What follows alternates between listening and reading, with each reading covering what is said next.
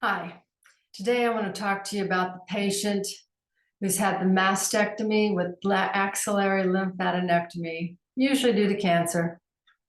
This is the patient where they told you no IVs, no blood draws, no BPs in that affected arm. But nobody ever told you why. Not really. It's a lymph node problem, they tell you. But here's the real story. It has to do with Starling's equilibrium, or in the end, Starling's disequilibrium. Starling described a balance between the intravascular venous world and the extravascular, the subcutaneous world. And when there's an imbalance in pressure, there's leakage. So the split second that tight tourniquet is put on, the vein distends with a forced overdistension. The venule, the little vein, distends, and the venous part of the capillary bed distends, and all of the walls of those vessels thin. And when they do, the system begins to leak. It's the leakage out of that system that is the problem for the lymphadenectomy patient.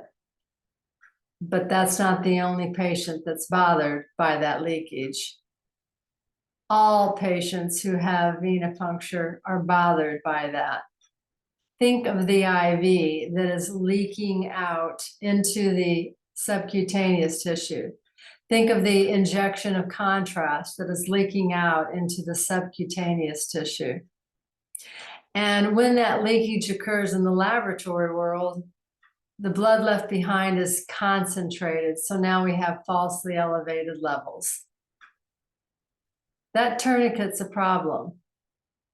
You must understand the anatomy and the physiology of the vascular system before you do venipuncture. And this is the part that nobody ever taught anybody.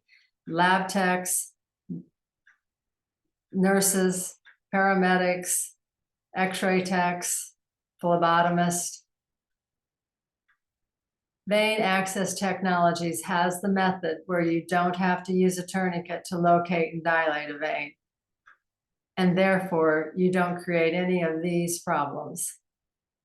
Please visit VAT Method.